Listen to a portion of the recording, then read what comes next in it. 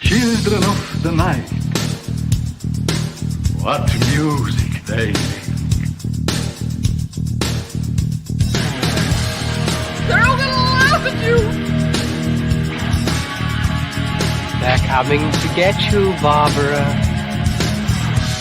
What's up? I'm not gonna hurt you. I'm just gonna bash you a bit.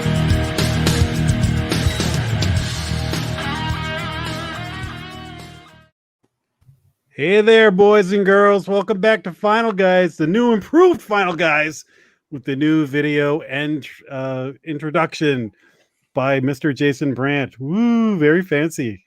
Fancy. It's about time we got Tim in there.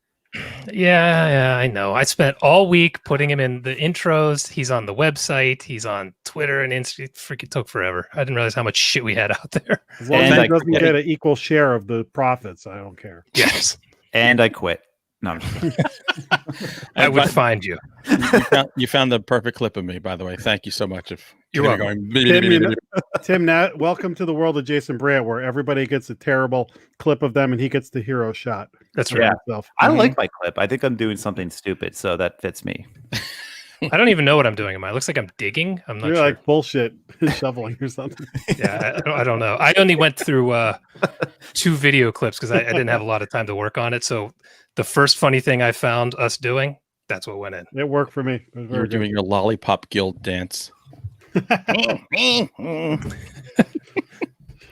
right. Well, this week the main feature is a Netflix movie called The Babysitter Killer Queen. This is She's a sequel to killer. the Babysitter movie that came out a while back with Samara Weaving. So we'll talk about that later. But I'm excited. before that, we got some horror news. We got what do we watch? What do we read? All that kind of stuff. So before we jump into things, anything we want to get off our chests before we get There was moving? something. Oh, yeah. The freaking masks and stupid T-shirts are up.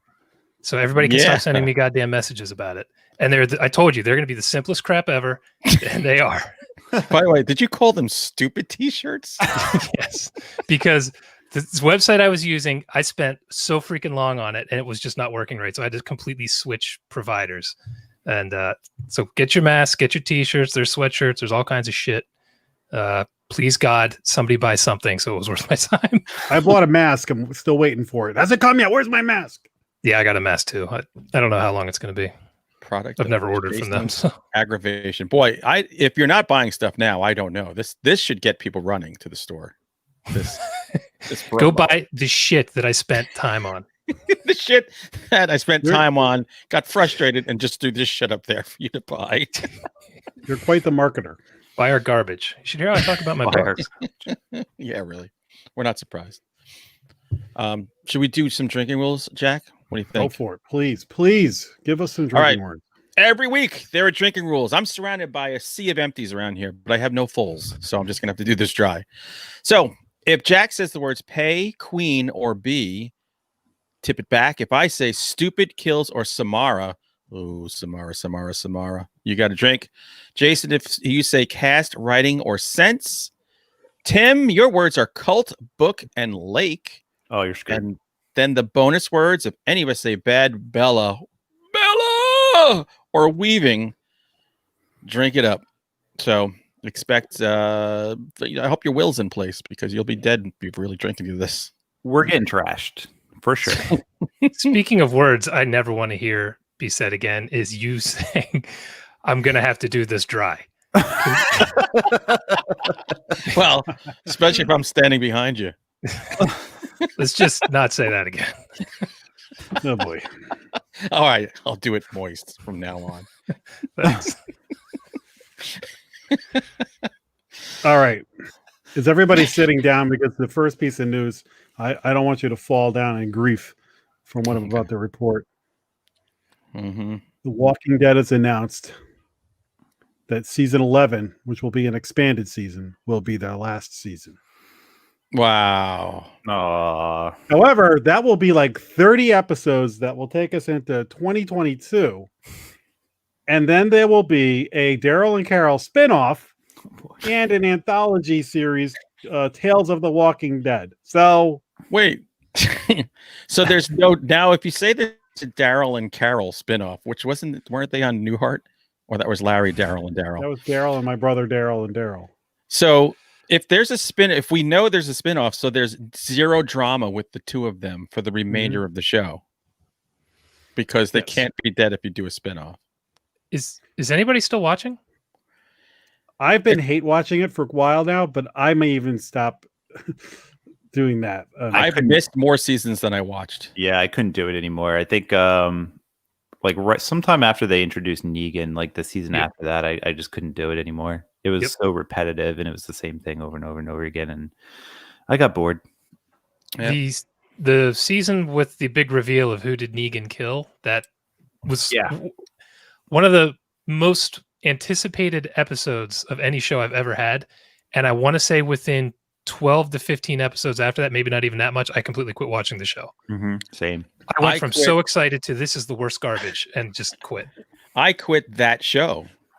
That was when I stopped the show, when he kills Glenn and whatever. And I was like, that's all? Like, I wanted to see like a purging. And when it didn't happen, I said, they don't have the balls to do it. So whatever, I'm done. Okay. I was upset that everyone lived, mostly everybody. One thing this shows is one of the problems with the show has been all the interesting characters get killed off, and you don't care about anybody. So all the people care about right now are Daryl and Carol, who I feel like this is giving Kramer his own show. Kramer is great on Seinfeld, but you don't want him as the lead guy. No, like you wouldn't want Creed from The Office having his own show. Right. So, or Flo from Alice, way a million years ago. Kiss my grits. That lasted a season. So it just shows like, okay, so your two most interesting characters are going to continue in a spinoff because nobody cares about anybody else on the show. That's not a great indictment of your writers. Mm-hmm. Yeah. No. Yeah. That was my biggest problem too, is by halfway through that season, I'm like, I don't even know who these people are, these characters I'm following, and I don't care. And they just did not do a good job replacing characters as they killed them. And and I don't know, it felt like the quality, and they were doing dumb shit. And I don't know, it felt like the quality of the filmmaking in each episode was taking a nosedive. Yeah. Well, I heard one person say that this anthology series, which could be like isolated stories within this world, and some podcast I was listening to said, well, they should do like a World War Z thing where you see a progression of time and everything like that. They could do it really well. I was like, that is a brilliant idea. I don't have faith that this show could pull that off, but that's exactly what they ought to do. Like World War Z should be a series, like a mini series, not a 2-hour movie. And that would be perfect, but they'll never do it. But that's the gist. So has the show gotten any better? Well, some people feel like it has gotten better, and people who enjoy the show, God bless you. Like I said, I still watch it, and I literally am watching it just to have conversations with guys I work with who we all come in and go, oh my God, did you see that this week? So we're not enjoying it, but if you like put your hand on the pulse of Walking Dead fans, they feel like it's gotten better over the past year or so. I don't think so. Damn. Wow. I can't imagine following a show weekly that I'm like, man, I hate this. I DVR it. I'll watch it while I'm eating dinner, like one night. I'd be interested in an anthology show just because I feel like we need more horror anthology shows. Like they just don't do them anymore. No, that's true. And even if want it's just, Daryl. Go ahead. I was gonna say, even if it's just zombies and Walking Dead, like I that kind of interests me a little bit. Yeah. What was Daryl and Carol if it's a sitcom? Daryl and Carol, what? Like a 3-camera. Daryl and Carol is a 3-camera in-studio sitcom. Like I'll watch that. Kind of like Roseanne, but with those two. Yeah, exactly.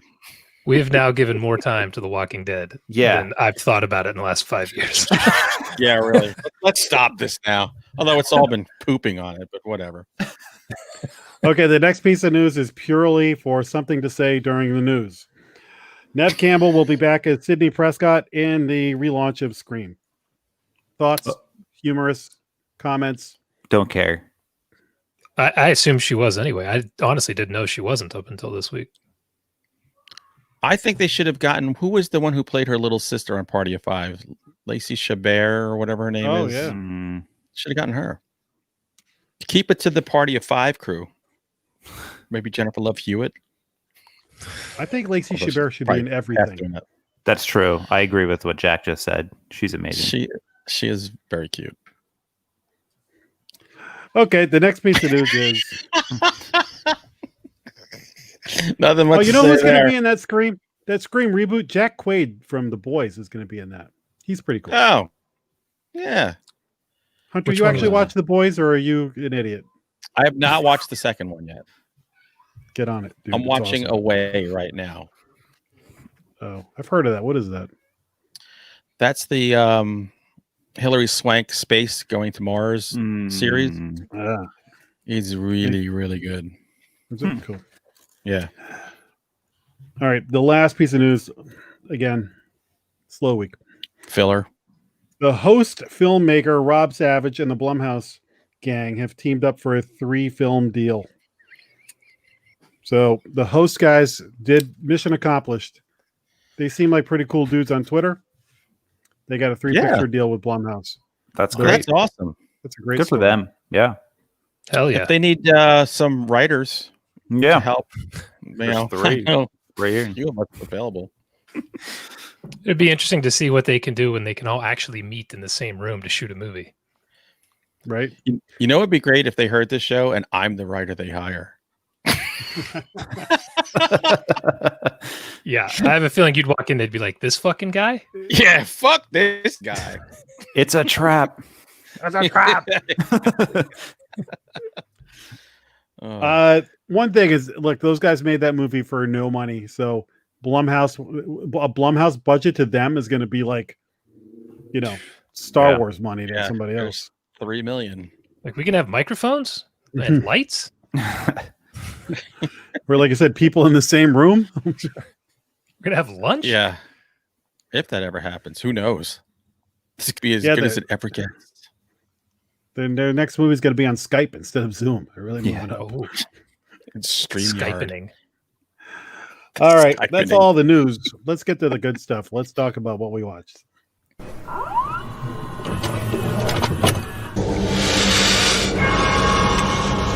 We have such sights to show you.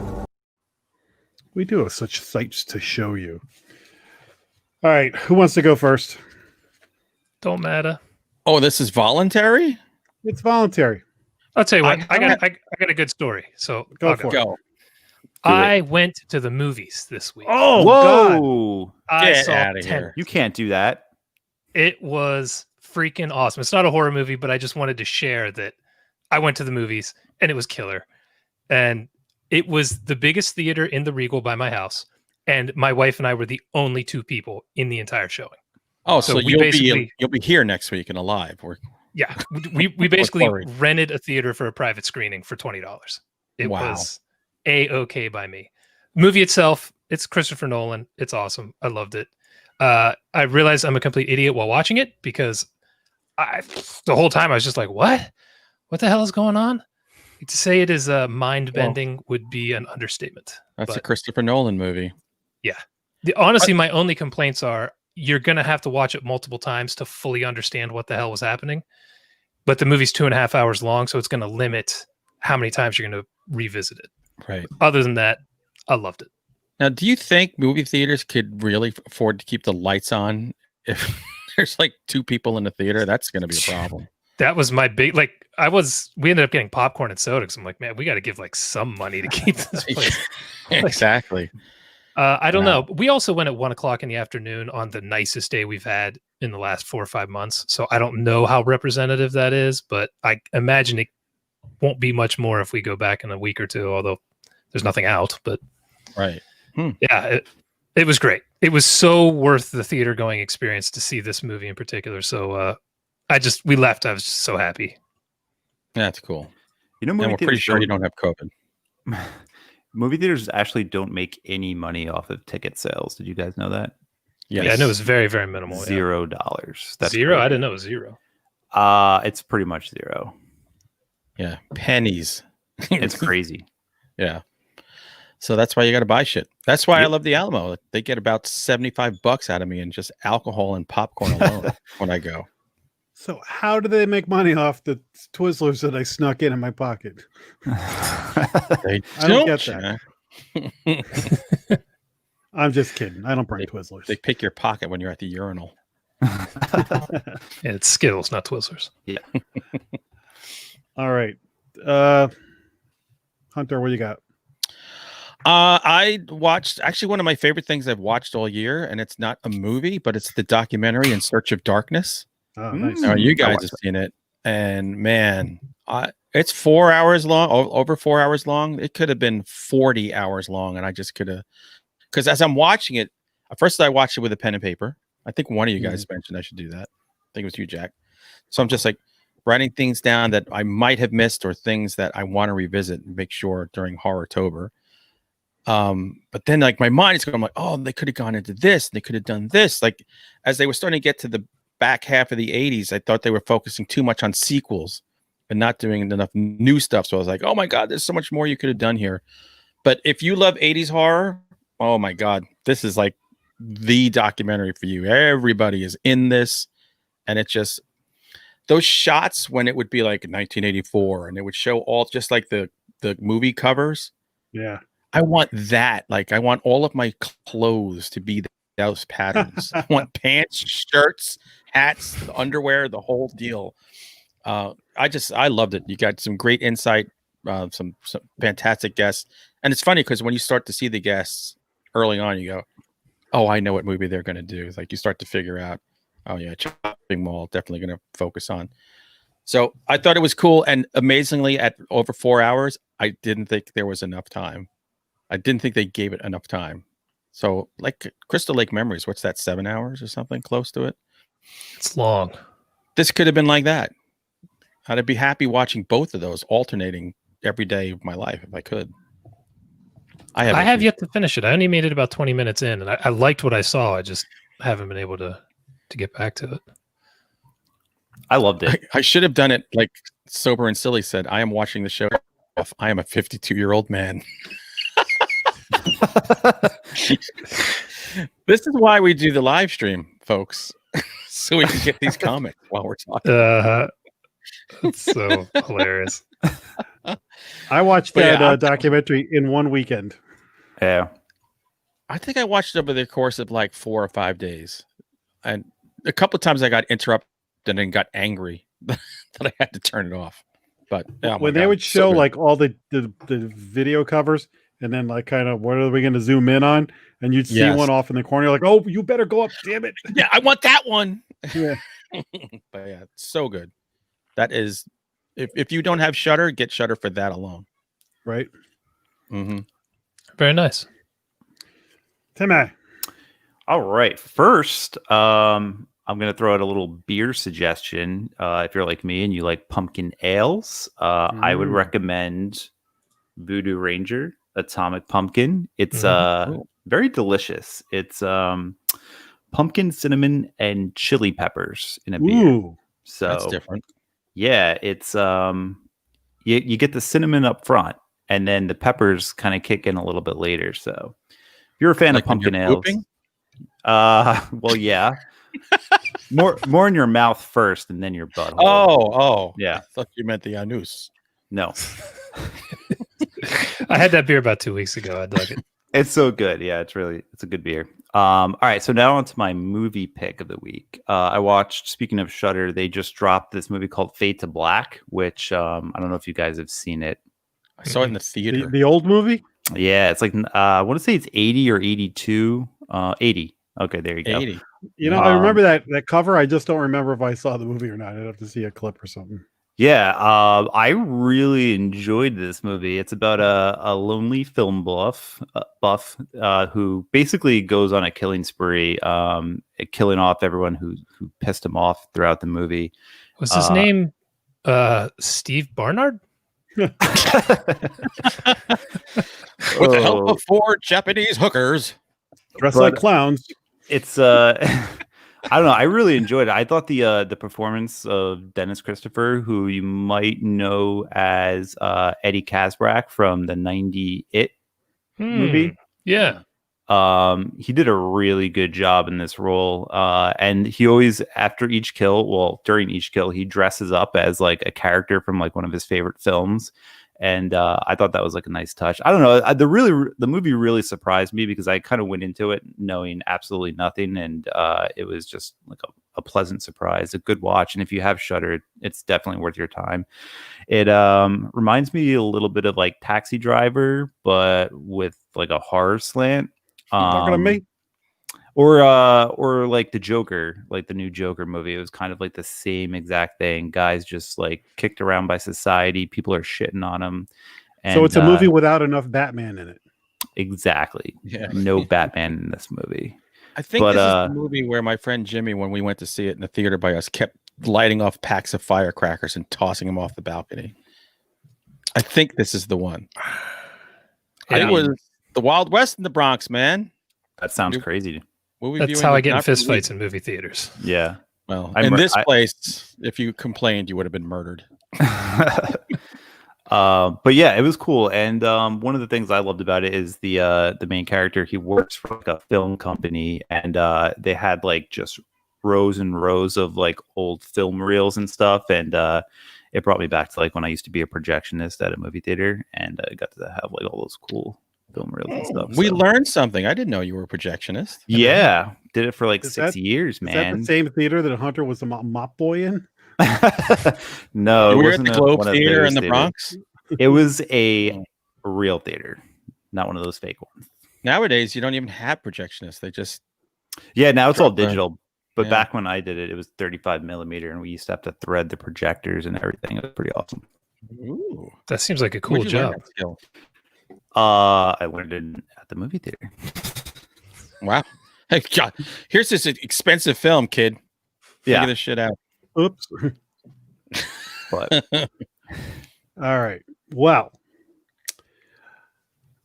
I watched The Omega Man with Charlton Heston, 1971. One of the many adaptations of I Am Legend. yep. I have not seen this movie since I was a kid, and so I was looking forward to catching up with it, and I had a blast watching it. If you have just seen the Will Smith version, number one, you should read the book or a short story or whatever you Please consider do. that. Mhm. Yeah. Because none of the adaptations really do it justice. No. And each one of them captures some part of it, but none of them really do. So there's Last Man on Earth with Vincent Price, Omega Man, and then I Am Legend. Which is This funny because one- the movie that has the title of the book is the furthest from the book. Yeah. Yeah.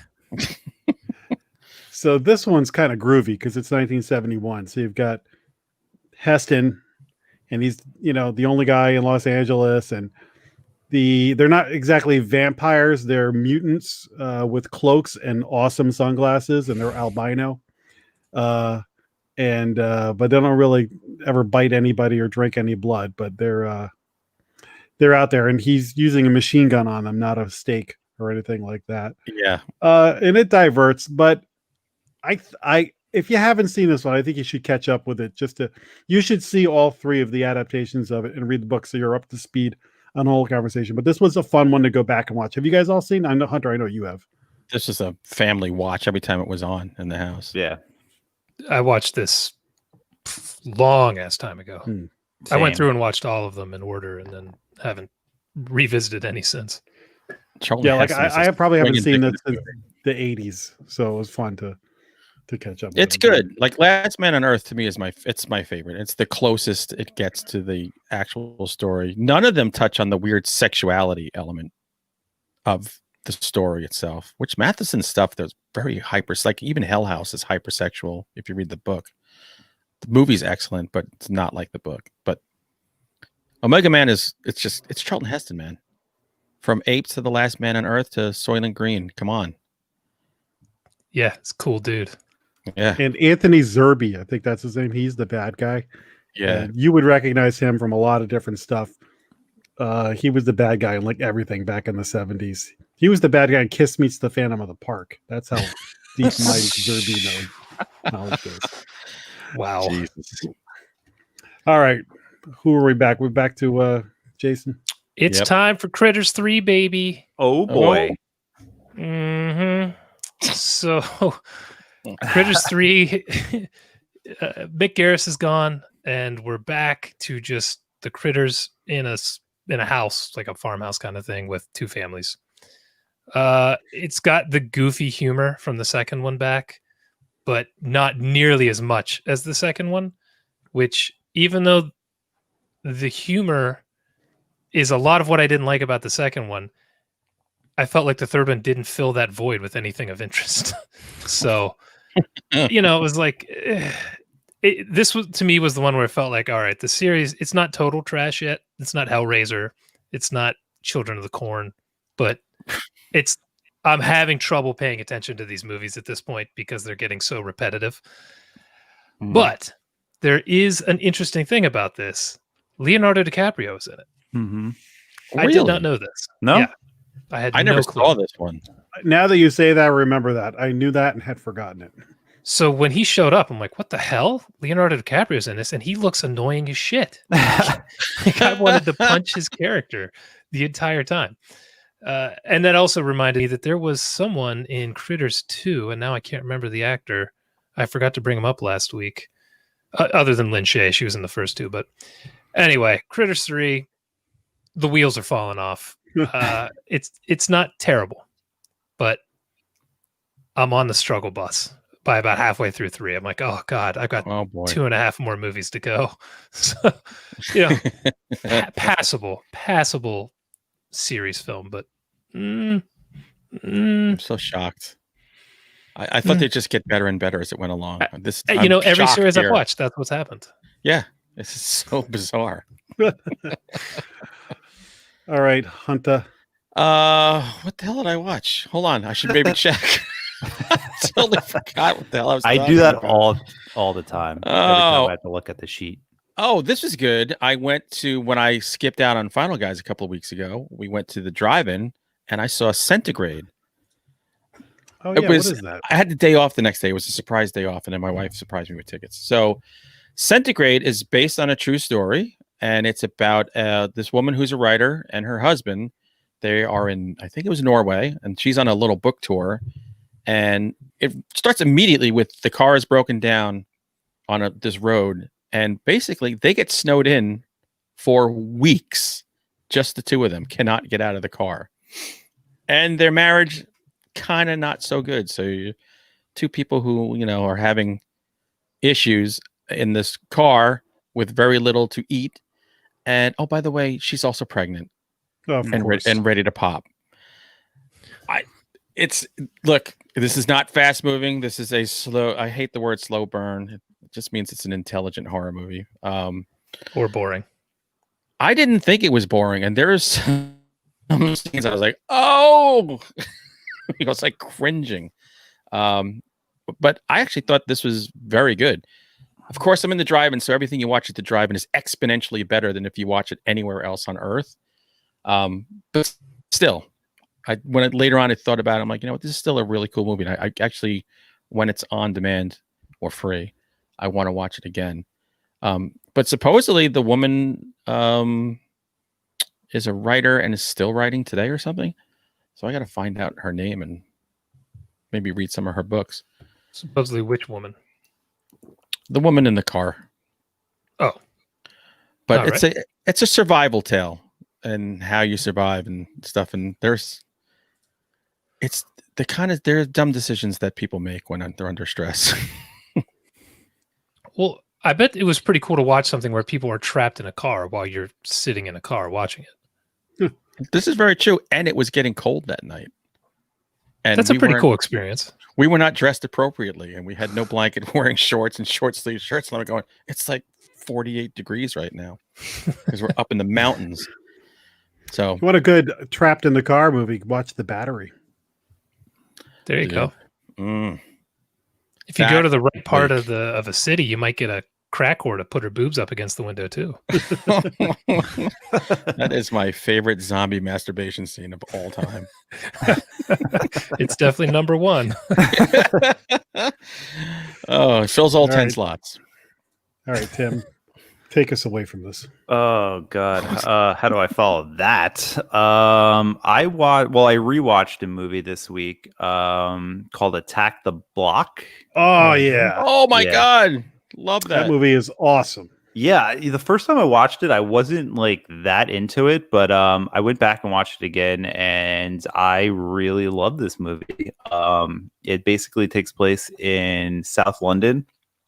It stars John Boyega, I think is how you pronounce his last name. Sounds good. Guy from Star Wars, the new Star Wars movies, and also what's her name? I'm gonna forget it. The chick who plays Doctor Who now. Help me out. Oh, Don't know. I don't know. Jodie Whittaker. That sounds Can't right. help you. That sounds Not a right. Doctor Who fan.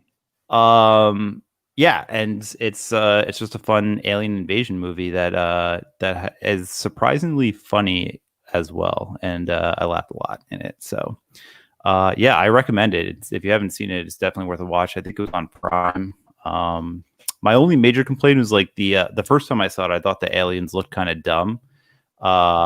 But watching it this time, I have kind of a new appreciation for the special effects in it. So it didn't bother me as much. I thought they were cool. I love everything about that movie. Yeah. I need to watch that movie more often because it's so good. Oh my God. It was a blast, man. I really, really enjoyed it. Interesting to hear you say that because I was with you. I watched it. And I was like, oh, this is pretty good. But I thought it was way overblown by people about how good it was.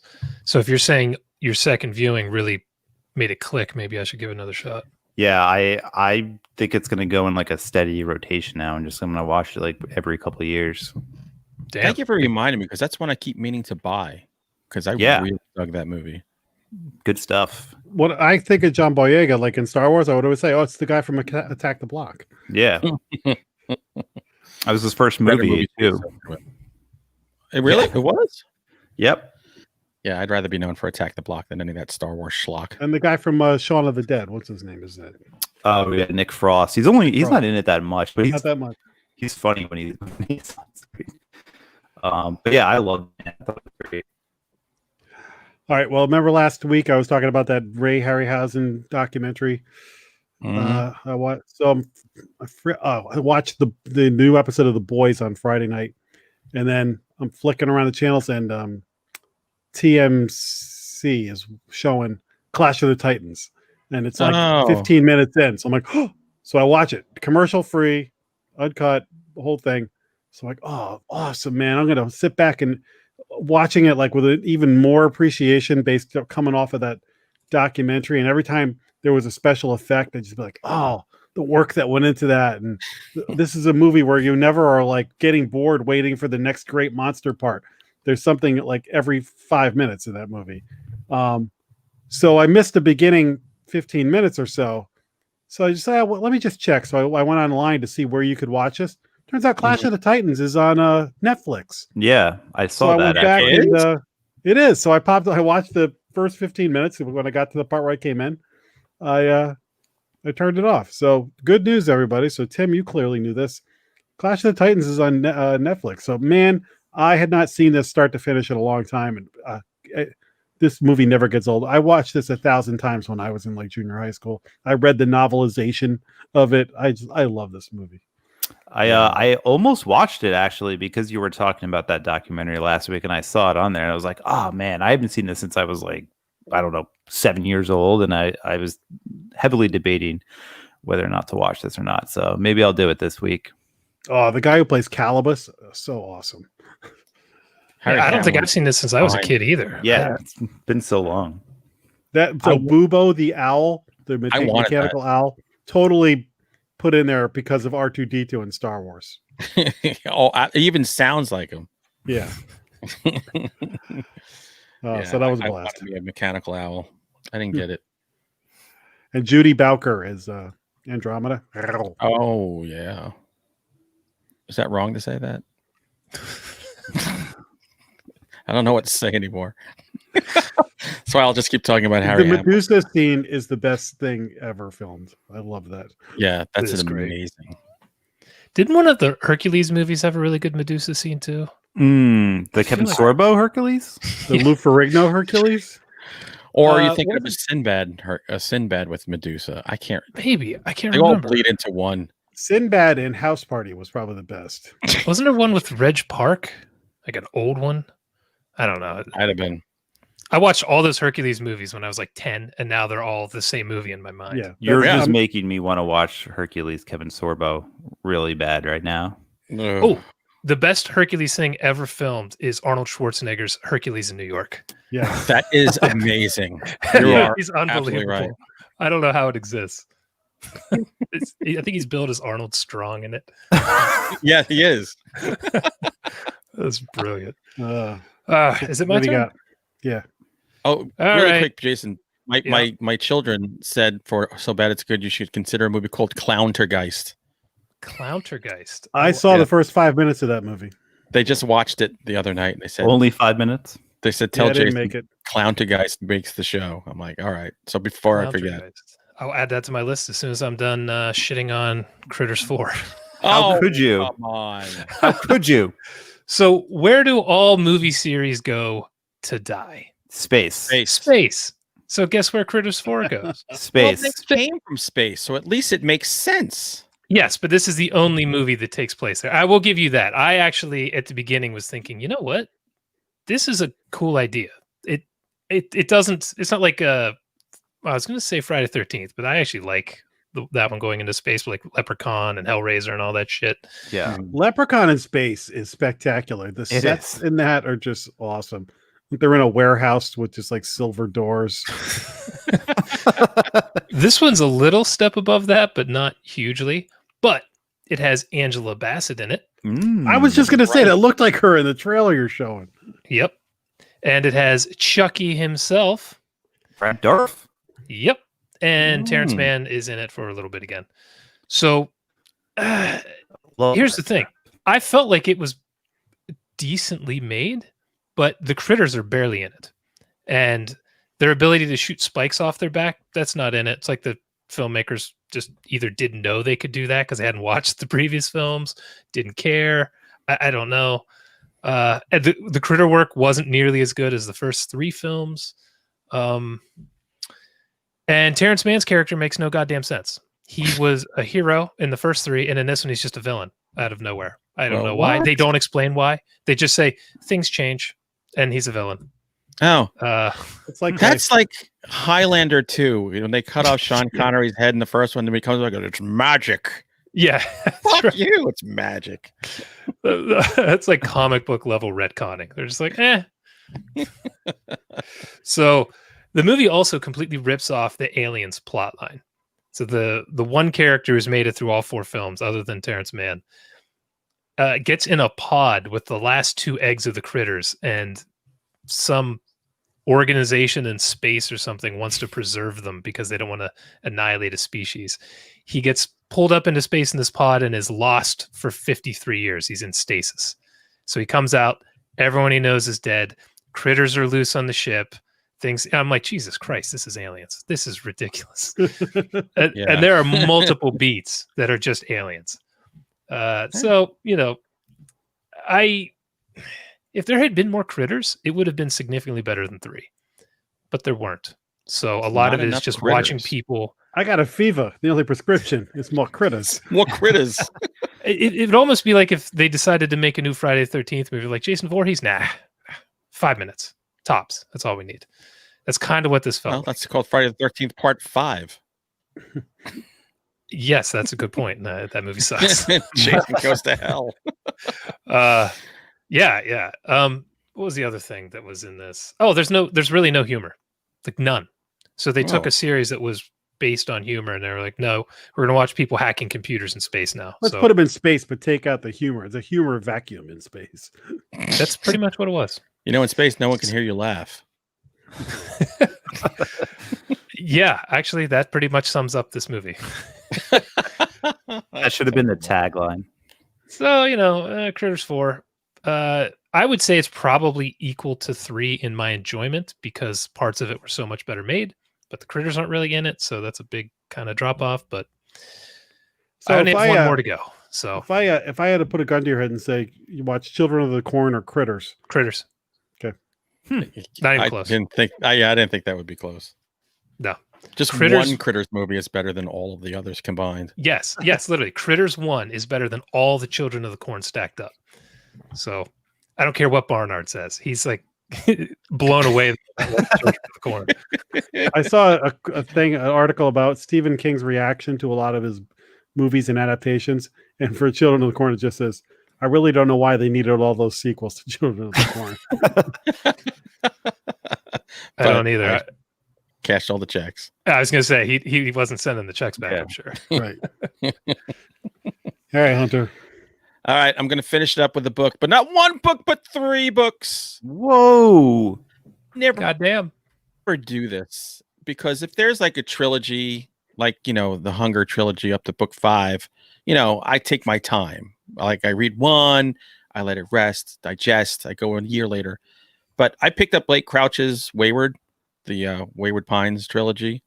Mm-hmm. I bought it when we were away on vacation. I read it and I immediately said, I need the second one right now.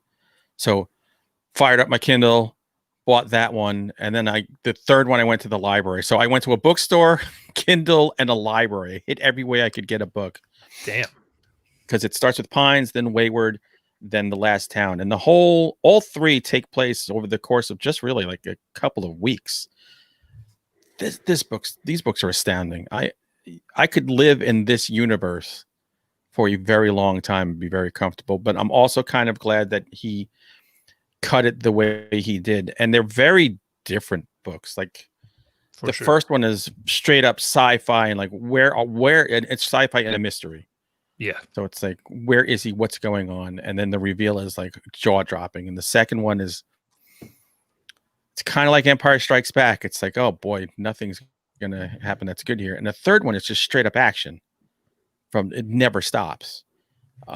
This is, if you're not reading Blake Crouch, by the way, you gotta, as my friend Shane Keene would say, you gotta unfuck that and start reading everything by him. And you have to read this trilogy. It is mind blowing. It's so good. Did they base the TV series on this? Mm-hmm. Yep. Yeah. And how's the series? 'Cause I think that's on Netflix. I never watched it. I never watched it either. The books were so good. I was like, there's just no chance. I heard it deviates from the books quite a bit, so I kind of wasn't interested in it. That makes There's no reason to deviate because he writes them in a way it's like it's ready made. Yeah.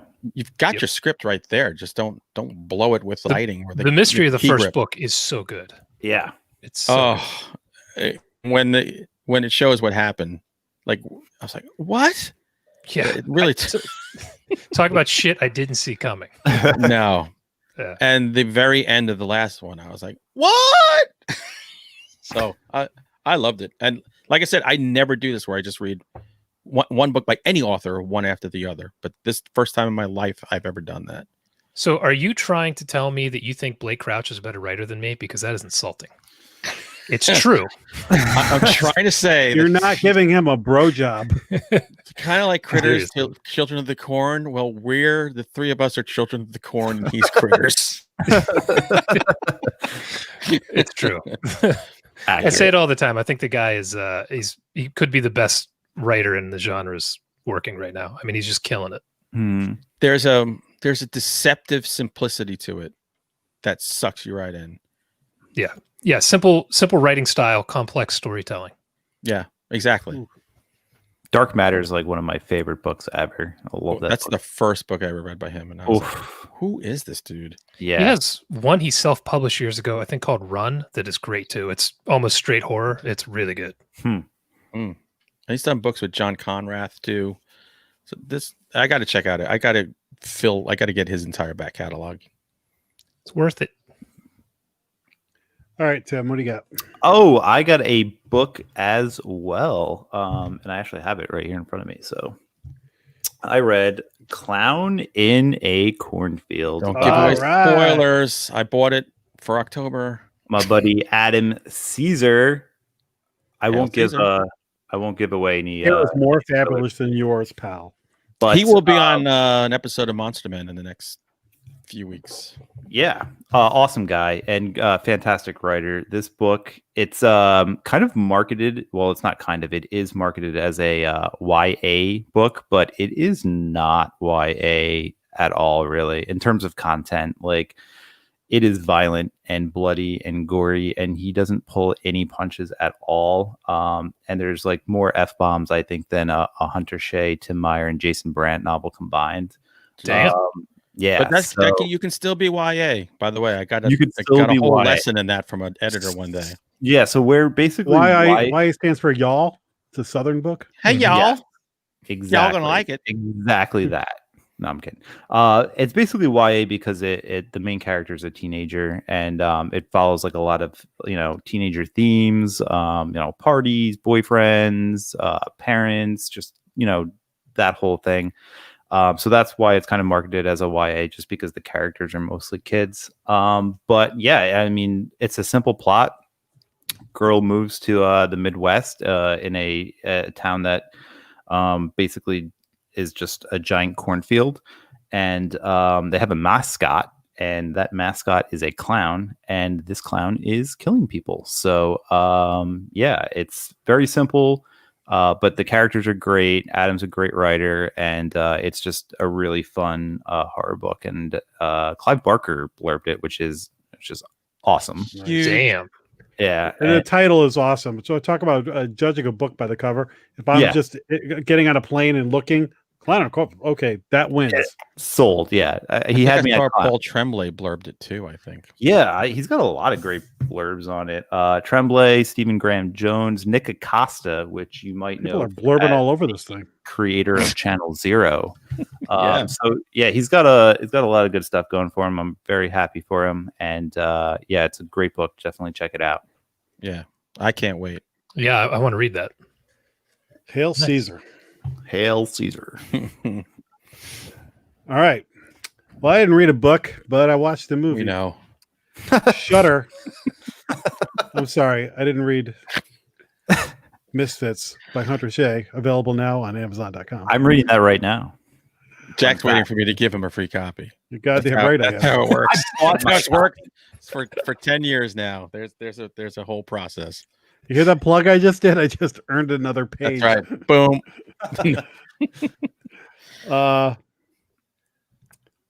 Shudder just put a bunch of, well, I don't know if they just put them on, but they just featured them.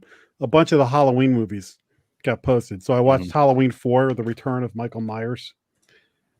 Now, in my relationship with the Halloween movies, I like the first two. I think the third one is like a totally separate thing, which you guys like it more than I do. But as far as the Michael Myers stuff goes, I kind of lost interest in this series. I don't know, somewhere between 5 and 6, maybe. There was one where Michael Myers got like locked up in jail, and then somebody breaks him out of jail at the end of it. And then the one after that was kind of like all right, whatever. Then like once like they were bringing Jamie Lee Curtis back from the dead and Coolio and all this, like I did not care. This one I have not seen since the 90s. I watched it. I thought it was okay, but I never really felt an urge to go back and watch it again. So it was fun to go back and see it after so long. I might have seen part of it on Sci-Fi Channel every once in a while. So, I got glimpses, but I never knew which part I was watching. Few things that struck me. This movie just looks so cheap. The mask is terrible, and it just feels like a sequel. It looks like there's on sets and things like that, and everything like that. First one just had such a rawness to it, and all that. This has none of the art. Yeah, none of the art. There's some really funny part where Donald Pleasance is just like throwing everything he's got at the screen. And there's a scene where he's in an explosion in a gas station, and he like jumps over these barrels and stuff like that. Oh, it was funny. But I'm glad I revisited it. But again, very unremarkable to me. I know there are people that this movie means a lot to them. The little girl was fine. I don't remember if they ever really followed through with the little girl, Danielle Harris, you mean? The birth of a horror queen? Yeah, she's fine in this. Did they what I can't even remember part 5. Did they ever do anything with her? She was back in part 5. Yeah, she was in part 5, Yeah. but her story is just crap. I feel like the that telepathic connection they have. I'm like, what? When she can't talk. I'm gonna watch 5. I think that's on Shudder too. It's all right just to because watch. it's there. I don't know, probably in October or something like that. I'm happy I went back and watched it, but honestly, like there's a lot of sequels in Nightmare on Elm Street and Friday the 13th that I watched once or twice and have not really cared to go back to. There's the stronger ones and the weaker ones. The weaker ones I'd watch like if I'm with you guys and we're together, like what should we watch? Pop it in. But to be by myself or something and watch it, but this is why I like having Shudder. There it is. What am I going to watch tonight? I had a blast watching it. There was definitely some good kills in it. This is definitely where Michael Myers takes the turn to be just another killer, like Jason or one of the other slashers. Jason Brandt. Jason Brandt Killing, slaying hearts. That's me. Don't tell him why.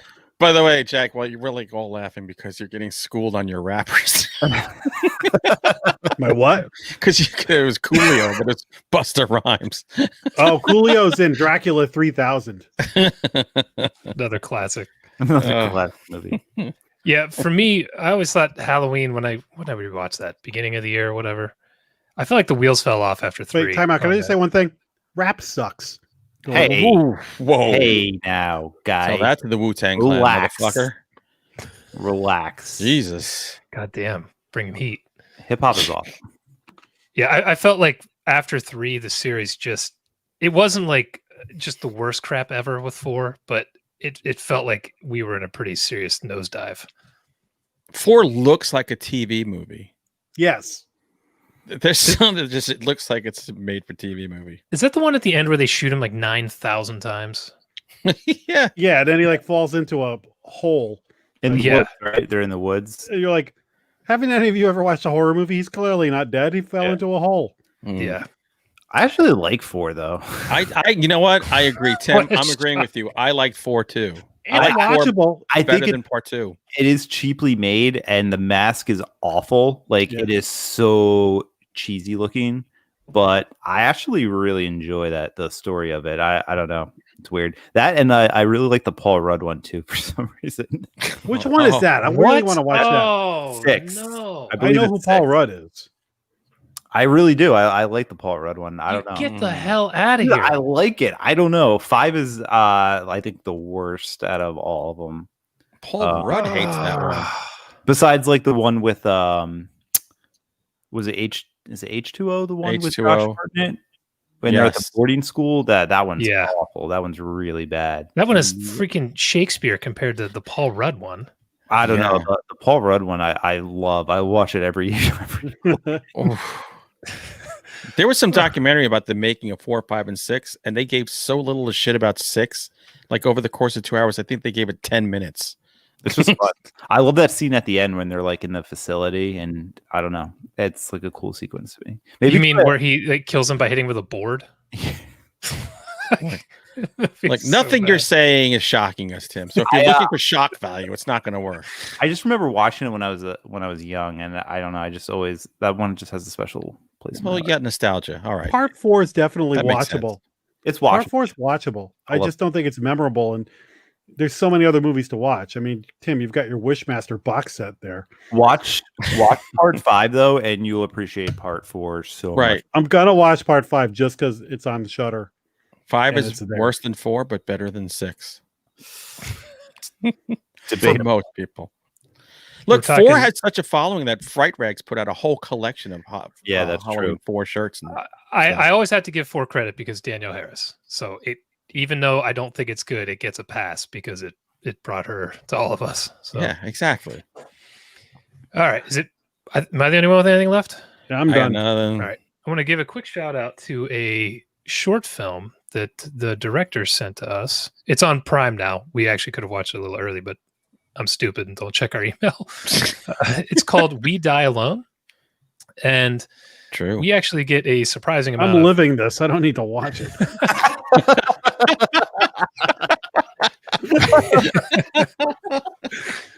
we get a lot of shorts sent our way, and I got to tell you, this is one of the best looking ones I've watched. It looks like a movie. The actors can act. The direction is great. The camera work is good. Like, I was really happy with this, and it's free on Prime. So there was Mark Cartwright, director, writer, really solid.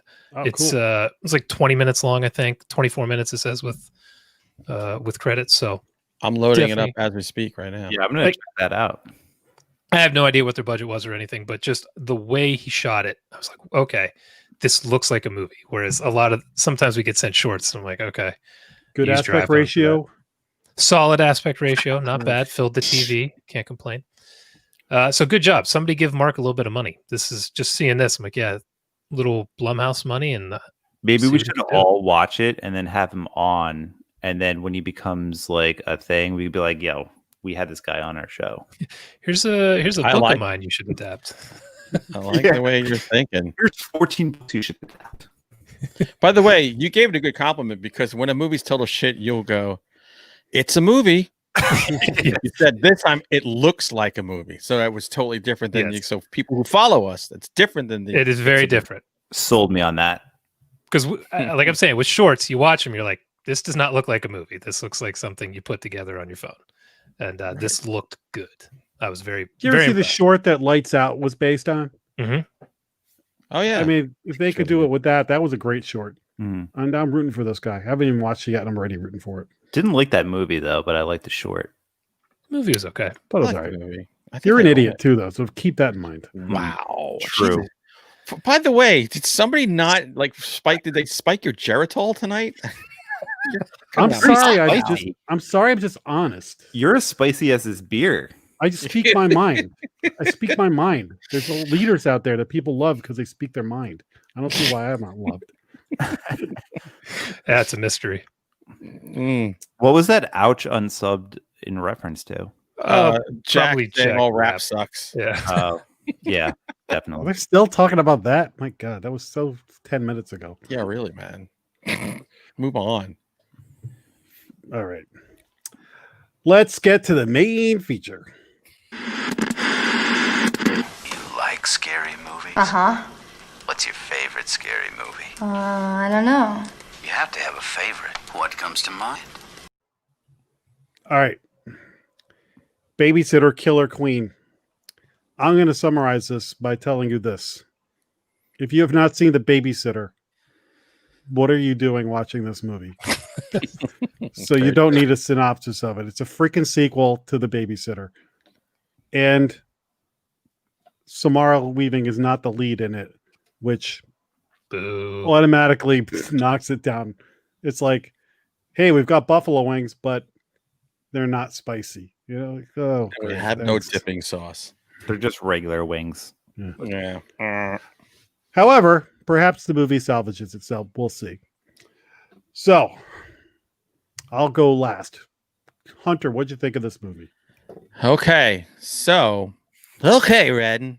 When I saw that there was a sequel to this, I was both excited and depressed, because I said I really loved the first one, which means the second one will suck. This is going to be like a kick in the taint. Turned it on last night, and the wife and I laughed for an hour and a half. It was just, it had the same frenetic energy, comedic sense. I love the fact that the whole band got back together. So all your favorite killers from the first who were murdered are back, because now they're ghost killers. And there's a new bad person in town. And the gore is when people die, man, it's unrelenting. There's a lot of blood. I had a blast with this. This is exactly what I think I needed after watching movies like Centigrade and stuff lately. I need something this year that elevates me, because we're so fucking depressed all the time. So this was fun, crazy horror. McGee was back behind the lens again. And I had an absolute blast with this. So I really dug it. Timmy. Hunter, I don't know if we've ever been this much on the same page before. If you're agreeing with this, and I'm loving this. I think now Like, you and I are becoming like this movie was so much fun, like all over the place. It had over the top gore, which I appreciate. It was hilarious. I was laughing. Like there was just some scenes where I was literally laughing out loud by myself in my office. I really enjoy this. I mean, is it a movie that's like going to be the best movie ever? No, absolutely not. But it's definitely just like a fun escape. And like Hunter, you hit it like right on the head when you said like you just needed this movie right now. Like I did too. Like I've been watching so much depressing stuff lately, and like I needed just like a fun like old school horror movie feel that was just like over the top and ridiculous. And this definitely nailed it. I loved it. Sweet. 2 for 2. Jason? I liked it. I didn't love it, but I liked it. Yeah. All right. And When I saw your face when we were talking, I'm going, oh, he's gonna. No. You guys just seem to have liked it way more than me. But I also didn't love The Babysitter. I liked The Babysitter, but it wasn't one of my favorite movies of the year. Yeah, I don't think it was on my list. I don't remember. But I love Samara Weaving, and I felt like she elevated The Babysitter a lot. So I was really noticing a lack of her in this film. So to me, it was like an automatic 1 or 2 star deduction just because she wasn't there. Agreed. So I liked it. The humor, this is one of those movies. If you find it funny, you're going to really like this. And if you don't, God help you, it's going to be the longest hour and a half of your life because it is over the top and ridiculous and out of control. And if you don't like it, you're going to think it sucks, which was my wife. She did not dig this. I don't actually think she watched The Babysitter with me, so that probably didn't help. Oh, but, no. I couldn't remember if she did or not, but so I liked it. Hey, look, you didn't have a lot of Samara Weaving, but you had Emily Lind, who was channeling her best Chloe Grace Moretz. I mean, her face looks very much like hers. It's scary. Isn't that that was the same girl from Dr. Sleep? Yeah. Dr. Sleep, yeah. Yeah, I had to look it up. I'm like, Snake Bite Annie. Yeah. She's good. Yep. Well, I'm happy to report I also like this movie a lot. Our periods are synced. It's about time. It's been forever. I would say I agree with Jason. Not all the jokes landed, and it's not as good as the first one. It's sorely missing Samara Weaving's presence. However, Ken Marino steps in. Yeah. More Ken Marino, which is awesome. Is the MVP of this movie. So, and Hunter, like you were saying, funny. This is what I'm looking for out of Netflix is funny stuff. Look, I get McG humor. I like the Charlie's Angel movie, so I do too.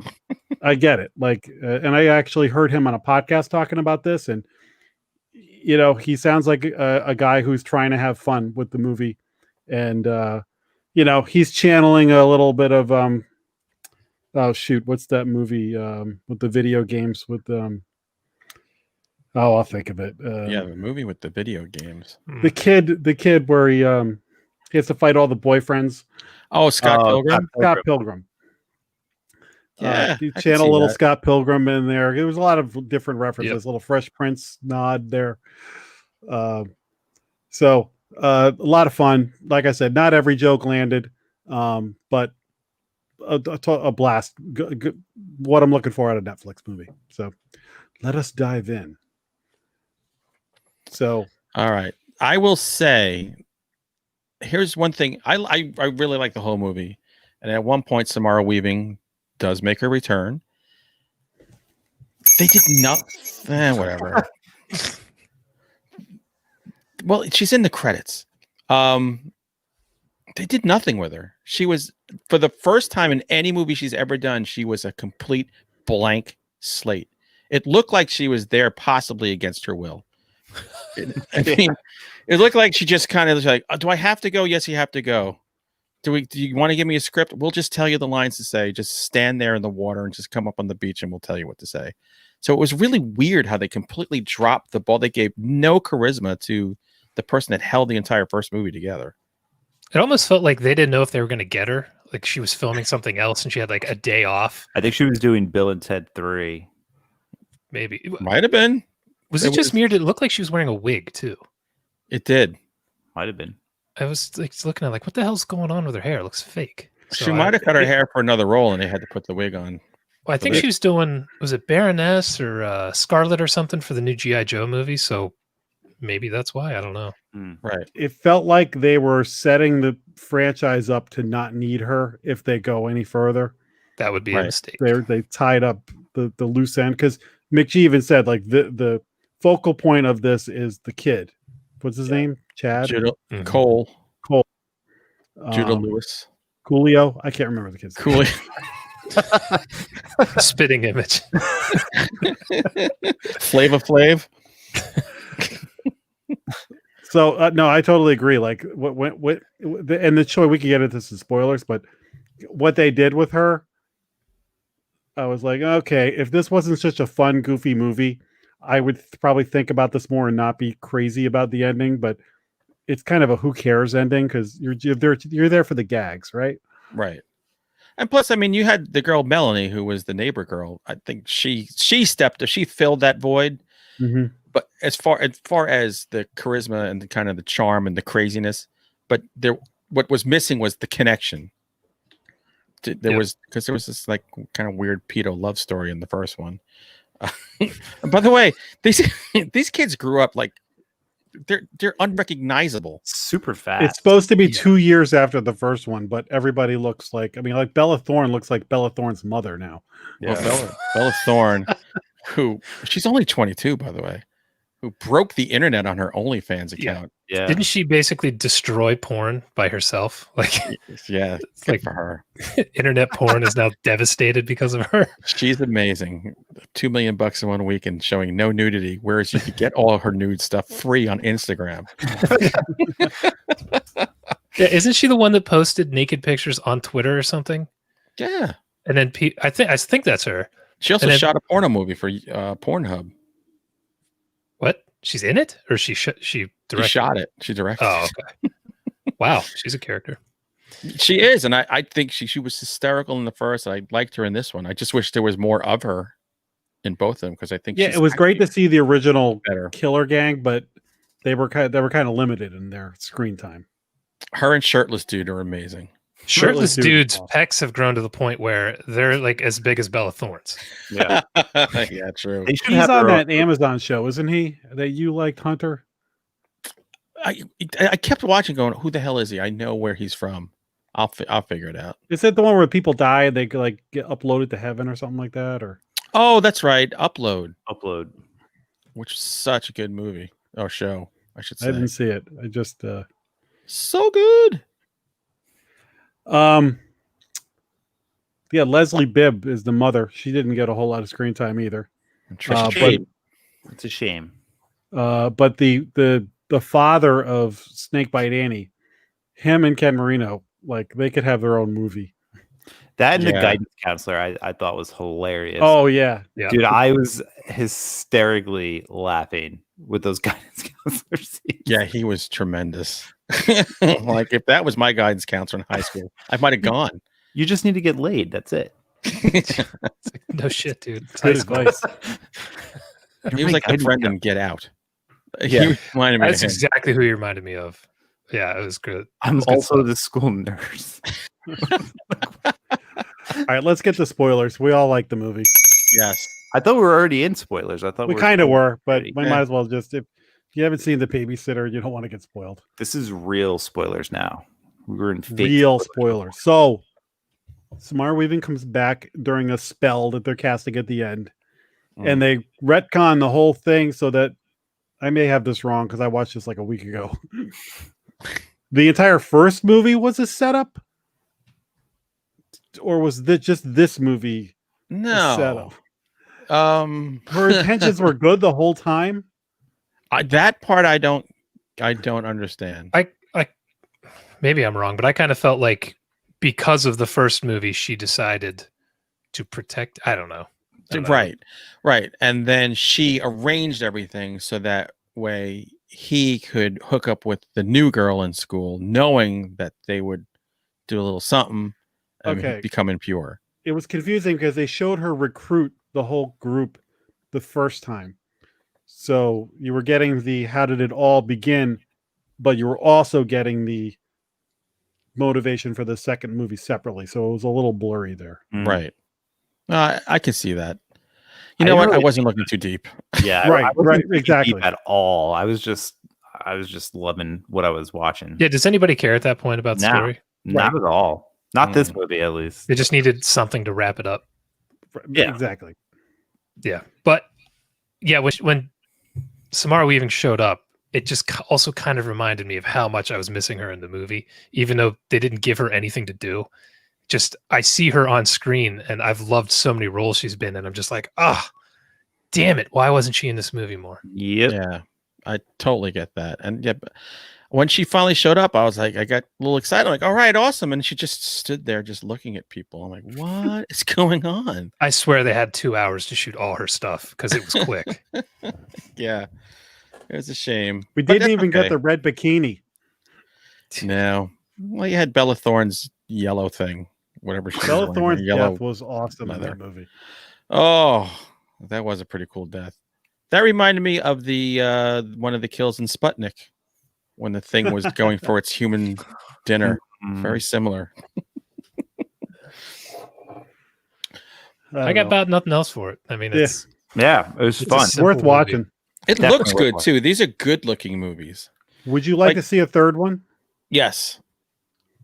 Yeah, I take it or leave it. I'm fine Yeah, either way. don't really care, but I mean, if it's as fun as this one is, then yeah, even if it doesn't have her in it. Yeah, I could live without her in it. I mean, they hinted at a third in this, so maybe it's gonna Mick happen. G said if people want a third one, he's got a third one in his head, but he's not sure if people will want it. I'm like that. I think you've kind of gone as far as you can go, but if they put it out, I'll watch it and I'll hope. I wasn't feeling it with this one, and it pleasantly surprised me. So I'm not. Are you looking glad for one, you but stuck around for the post-credit scene? It's like, what? Was there one? I don't think I stayed around. There was, and I remember my wife got up to go to the bathroom when the credits came, and I stopped, like, wait, you got to come back inside. And she came back, and it was like 3 seconds long. I was like, oh, They just show the book in the desert or whatever, yeah. Oh, no, I don't think I saw that. which means that something else could happen. That's right. What else has Mick G done except like Supernatural and that Matthew McConaughey football movie? Terminator Salvation, I think it was called. Oh, right. Yeah. Oh, with all the Terminator 2 references in this. Yes. I did notice that. What he did, Charlie's Angels. Charlie's Angels, Both of them. which was He actually had a fun, gag in here where when they were talking about sequels that were better than the original, he was gonna have somebody say, yeah, and Charlie's Angels full throttle, and then have everybody like quiet, like looking at him. He goes, but I thought that might not, so we pulled it. He goes, but we filmed it. That's funny. Nice. Yeah, I'd be a little concerned about the Babysitter 3 just because when it comes to comedy series, it feels like the third one is when all the jokes just get old. It feels like I've seen this twice now. Now the third time, it's like not funny, but I don't know, maybe it could buck the trend. Yeah. I'm looking. McG started doing all videos for Korn and Cypress Hill and Sublime. That's where he got his start. Really? Wow. Yeah. It's interesting because you can kind of see it in his style. He's got a very kind of frenetic. What's his thing real going on. name? Mick G. G? I mean, Jesus. It's right Yeah. there in front of you. McLovin? Yeah, McLovin. Oh, God. Oh, if I ever had a son, I would have named him McLovin. McLovin. All right, so we got to decide what we're going to watch next week, so we'll do that during the week. Yes, we will. Maybe Well- Bad Ben if the goddamn thing ever releases. That would be Oh, awesome. God. Let's Please. not hold our breath on Bad Ben. Let's not. I've do got that. one I could discuss after. The I'm show. wearing my slides. I'm always there with Nigel. I'm checking it on Amazon right now. It's still I not can't believe you guys made me watch that movie. out. I Bad don't Ben, know the if you first one? can be a redo the credits, because I don't know if you can be a final guy if you're not on Nigel Box Jock. Dude, oh my God, that was something. That was an experience. It is. Did you watch the third one? Nope. I was so mad at you. I was like, you know what? Not doing it. Seriously, like we love these movies. It's Yeah. Do you really like them? I find them hilarious. Seriously, yes. Yeah. I couldn't tell if it was serious or if it was a joke. Like the whole time, I'm like, is this guy serious? Well, the first one he says was serious, but then when he found out everyone was laughing, he decided to lean into. That's why you got to watch the third one. He kind of leans into the humor a little bit more. Yeah. Yeah. The first one was like you can skip the second one. I did like when he got mad. God damn it! Like he's like Eric Cartman, like grown up. Oh god, that's perfect. God damn it! Oh, he is amazing. So we'll see. I don't know when it'll come out if it ever does at this pace. All right. So everybody out there in podcast land, thanks for joining us. Don't forget to share the link, give us a like, maybe give us a review, buy some swag, and buy these 3 clowns books. And buy one of our shitty shirts. Maybe I should put shitty shirt on the front of one. Maybe someone will buy it. Yeah, Final Guy shitty shirt. I'd buy that. I'd buy that for $1. All right. That's it for me. See you guys next week. Bye. Later, Adelnitz. Bye.